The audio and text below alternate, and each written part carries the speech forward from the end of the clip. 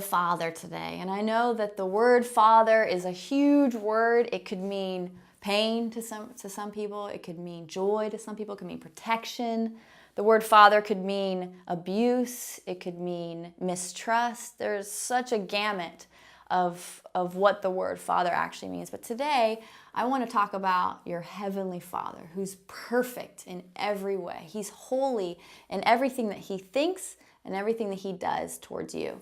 Girls, it's such a big deal to begin to receive the love of a perfect Father. I love 1 John 3:1. It's one of my favorite verses. It says, "How great is the love the Father has lavished on us, for we are children of God." And that is what we are.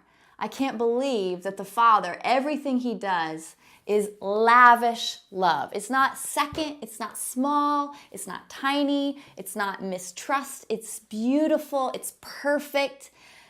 I can't actually describe the love of the Father. You have to experience it for yourself. It's such a big deal to sit in the comfort of His arms and be okay. It's such a big deal to be okay in His lap.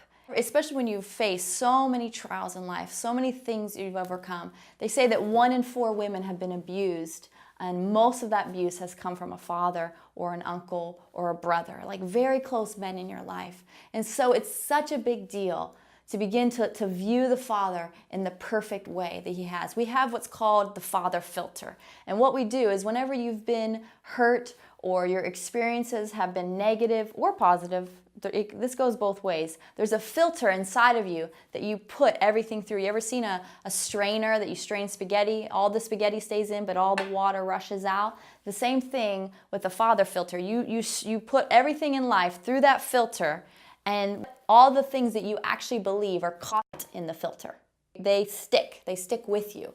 And so it's important that as you sit with the Father, you begin to experience His unconditional love. Reading the Bible, all the promises of His unconditional love are in there for you. So if you've had an experience with the Father and it's created this deep mistrust, it's time to renew that. It's time to get healing for that wound and begin to open up your heart. I promise you, He will not disappoint you. He's not like your earthly father. He's not like your earthly brother or your earthly stepdad or whatever that the men in your life have created a filter for you to see the Lord through. He is so radically in love with you, and He wants to come and restore every part of your heart to make it so whole. I think that a lot of people think that God's just wanting us to give Him our love and give Him our love and worship Him and worship Him. That's true, but it's always out of response of His love. He is the initiator.